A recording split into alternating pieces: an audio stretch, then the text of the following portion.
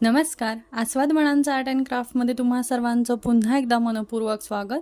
तर आज आपण बघणार आहोत silk थ्रेडमध्ये feather leaf.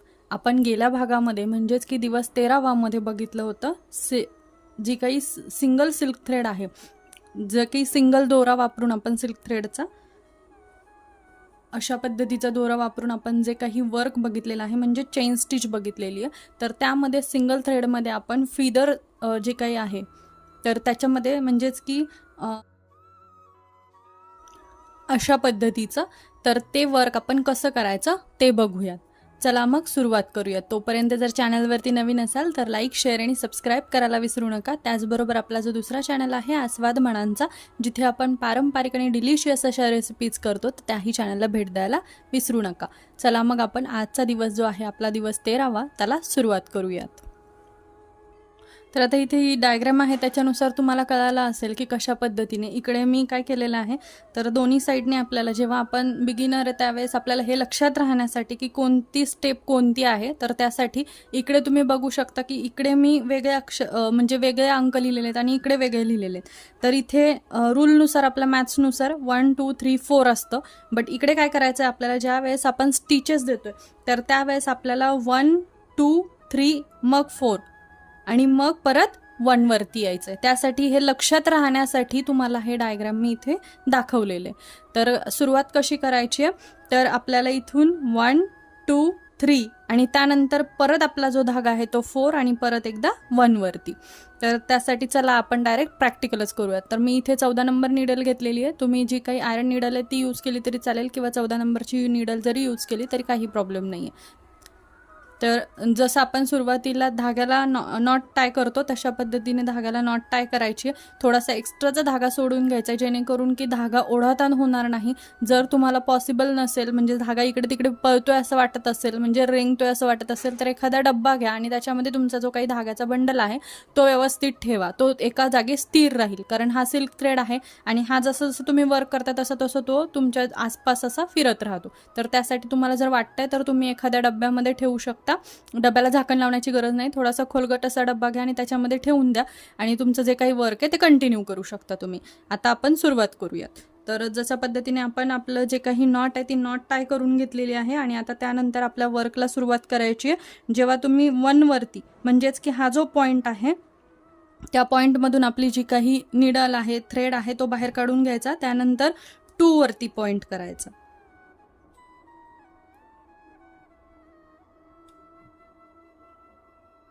Silk thread ओढाताण होऊ नये यासाठी एक्स्ट्राचा कधीही धागा आपल्या ह्याच्यामध्ये निडलमध्ये घेऊन ठेवायचा, जेणेकरून की तो तुटणार नाही यासाठी. त्यानंतर 3 वरती घ्यायचा. इथे कुठेही मी डबल स्टिच दिलेली नाहीये. आणि त्यानंतर पुन्हा आपल्याला आपला जो काही धागा आहे तो 4 वरती घ्यायचा आहे. त्यानंतर 4 वरून आपला जो काही धागा आहे तो ॲडजस्ट करून घ्यायचा आणि त्यानंतर पुन्हा आपला जो धागा आहे तो 1 वरती घ्यायचा अशा पद्धतीने. त्यानंतर पुन्हा आपल्याला सेम स्टेप करायची. जी काही गाठण आहे ती ॲडजस्ट करत करत पुन्हा जागेवरती येते. त्यानंतर पुन्हा 1 मधून 2 वरती घ्यायचा. तुम्हाला जेवढं अंतर ठेवायचं असेल तेवढं तुम्ही ठेवू शकता. त्यानंतर पुन्हा आपल्याला 3 वरती घ्यायचं आहे. त्यानंतर पुन्हा 4 वरती घ्यायचं आहे. तुम्ही खालचा हात जेव्हा ओढता त्यावेळेस ती गाठण तिथे फिक्स होते, त्यामुळे तुम्हाला कुठे ओढायचं आहे हे लक्षात घेणं गरजेचं आहे.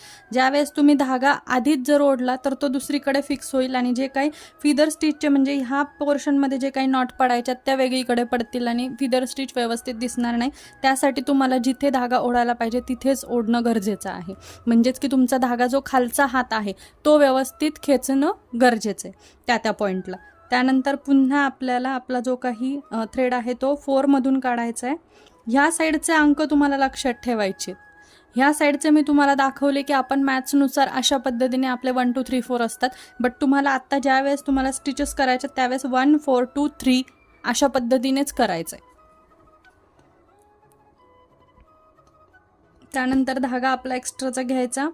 त्यानंतर धागा खेचल्याच्या नंतर हे बघा, इकडे जर का मी धागा खेचला ह्या ठिकाणी ह्या पॉईंटला तर तो गाठण कुठे बसणार, 1 मिनिट, तर ती गाठण इथे बसणार बरोबर.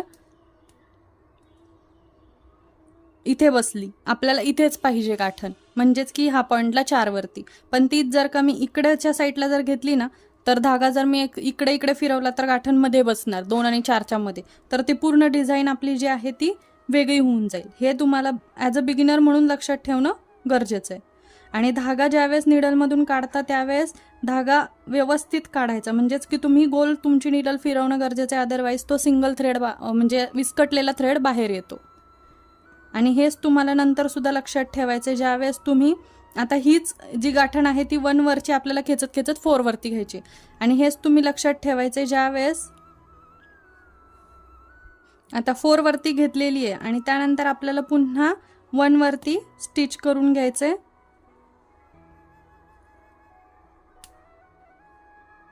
1 मधून धागा घ्यायचा आहे, त्यानंतर पुन्हा त्याची गाठण आपल्याला इथपर्यंत ॲडजस्ट करून घ्यायची, धागा सोडवत सोडवत. त्यानंतर 2 वरती न्यायचं आहे, पुन्हा 3 कडे न्यायचं आहे, पुन्हा खाली खेचायचं आहे, डायरेक्ट 3 वरून 4 वरती. त्यानंतर तो ॲडजस्ट करत करत 1 वरती आणायचं आहे. अशा पद्धतीने आपल्याला हे कंप्लीट करून घ्यायचं आहे. आता अशा पद्धतीने आपल्याला हा जो काही आहे तो आपला एंड तयार करून घ्यायचा.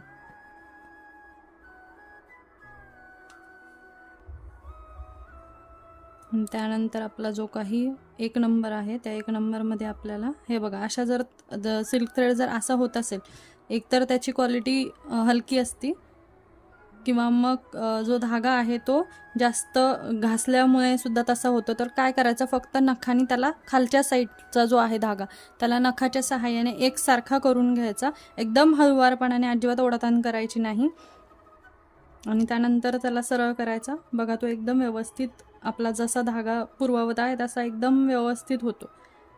अशा पद्धतीने एंड नॉट द्यायची आणि आपलं जे काही वर्क आहे ते फिनिश करून घ्यायचं. डबल एंड नॉट द्यायची, जेणेकरून की निघाली नाही पाहिजे यासाठी. आता इथपर्यंत झाल्यानंतर तुम्हाला फिनिशिंग व्यवस्थित यावी यासाठी आपण इथे बीड वर्क करणार आहे, जे की आपले शुगर बीड्स असतात. त्याने तुम्ही त्याला पूर्ण कवर करून घेऊ शकता, जेणेकरून की ते दिसायला सुद्धा सुंदर दिसतं. आणि फिदर वर्कमध्ये ज्यावेळेस तुम्ही ब्लाऊजवरती करता, हे तुम्ही ट्रायलसाठी शिकण्यासाठी असं करू शकता. बट ज्यावेळेस तुम्ही प्रॉपर ब्लाऊजवरती करता त्यावेळेस तुम्हाला पूर्ण ड्रॉइंग आखून घ्यावी लागते आणि त्यानंतर पूर्ण बीड वर्क कंप्लीट करून घ्यावं लागतं. आणि त्यानंतर तुम्ही फिदर स्टिच करू शकता, ज्याने फिनिशिंग खूप सुंदर येते आणि तुमचं जे काही वर्क आहे ते सुंदर आणि सोबर दिसतं यासाठी. तर आता आपण पूर्ण आपलं जे काही बीड वर्क आहे तर ते कंप्लीट करून घेतो याच्या भोवती. तर मग आजचा व्हिडिओ कसा वाटला कमेंट करायला विसरू नका. तुमच्या ज्या काही प्रतिक्रिया आहेत त्या कळवायला विसरू नका. आणि त्याचबरोबर चॅनलला लाईक, शेअर आणि सबस्क्राईब करायला विसरू नका. आणि त्याचबरोबर जर का तुमचे कोणी फ्रेंड्स सर्कल, फॅमिली सर्कलमध्ये ज्यांना कुणाला आरीवर्कची किंवा आरीवर्क शिकण्याची इच्छा आहे असं तुम्हाला वाटते, तर त्यांच्यासोबत, तुमच्या फ्रेंड्ससोबत नक्की शेअर करा. कुणाचं तरी भलं व्हावं हे चांगलीच गोष्ट आहे. तर त्यासाठी नक्की आपल्या फ्रेंड्ससोबत, फॅमिलीसोबत शेअर करा, जेणेकरून त्यांनाही घरबसल्या आरीवर्क शिकता येईल. बऱ्याचशा भागांपर्यंत क्लासेस अवेलेबल नसतात किंवा फी जास्त असती, तर त्यासाठी त्यांना शिकता येत नाही. पण तेच जर का तुमच्यामुळे कुणीतरी शिकू शकलं तर ही नक्कीच चांगली गोष्ट आहे ना. तर त्यासाठी नक्कीच त्यांच्यासोबत शेअर करा. तुमच्या जे कोणी जवळचे असतील की ज्यांना असं काहीतरी घर बसल्या काहीतरी करण्याची इच्छा आहे किंवा ज्यांना गरज आहे, त्यांच्यासोबत शेअर करा. एवढ्या प्रॉपर जे काही क्लासमध्ये जे काही शिकवलं जातं ते एकदम प्रॉपर पद्धतीने मी तुम्हाला सगळ्या गोष्टी घर बसल्या शिकवते, तर नक्कीच त्यांच्यासोबत सुद्धा शेअर करा. तर असं आपण बीड वर्क कंप्लीट करून घेणार आहे, पूर्ण कवर करून घ्यायचं आहे. आता इथे कॉर्नर आलाय, एक स्टिच वर द्यायची छोटीशी आणि त्यानंतर पुन्हा ह्या साईडला द्यायची, विरुद्ध साईडला द्यायची आणि त्यानंतर ती आडवी घ्यायची, जेणेकरून की त्याचं कॉर्नर्स व्यवस्थित येतात. शार्प कॉर्नर येण्यासाठी ही ट्रिक नक्की लक्षात ठेवा. प्रत्येक वेळेस ज्यावेळेस आपण कोणतेही शेप्स करतो तर त्यावेळेस आपल्याला अशाच पद्धतीने करावं लागतं.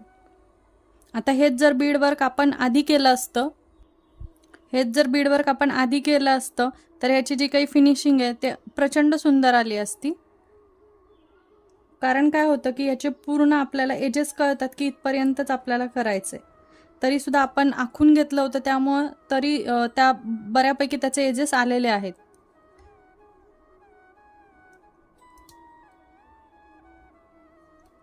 वेगवेगळ्या शेप्समध्ये प्रॅक्टिस करा. बीडवर्क असो किंवा सिल्क थ्रेड असो किंवा जरी थ्रेड असो, प्रत्येक ह्याच्यामध्ये वेगवेगळ्या शेप्समध्ये प्रॅक्टिस जास्तीत जास्त करा, जेणेकरून की तुमचा हात साफ होईल. आणि त्याचबरोबर जे काही वर्क आहे तर ते करण्यासाठी तुम्हाला वेगवेगळ्या आयडिया स्वतः सुचतात. कारण प्रश्न पडल्याशिवाय उत्तरं आपल्याला मिळतात.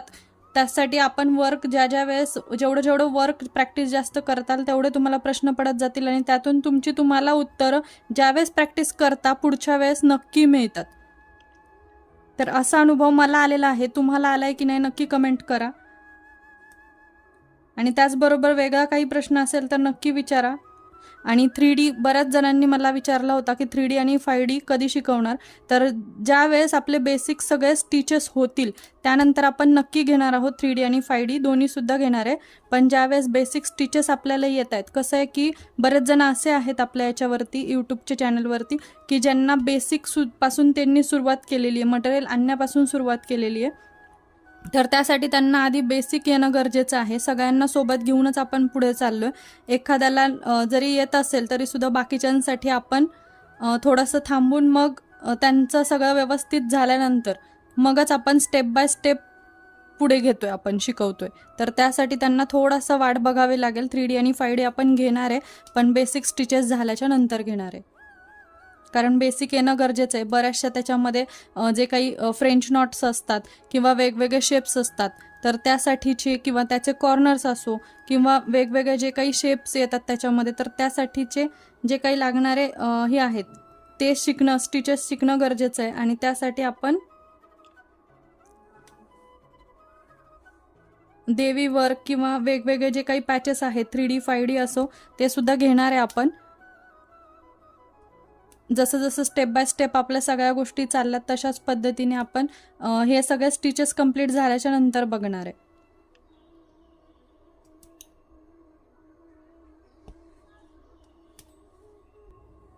अशा पद्धतीने आपला आजचा जो वर्क आहे तो कंप्लीट झालेला आहे. व्हिडिओ कसा वाटला कळवायला विसरू नका. त्याचबरोबर तुमच्या काही प्रश्न असतील तेही विचारायला विसरू नका. लाईक, शेअर आणि सबस्क्राईब करायला विसरू नका. चला मग पुन्हा भेटूयात नवीन भागाबरोबर. तोपर्यंत धन्यवाद.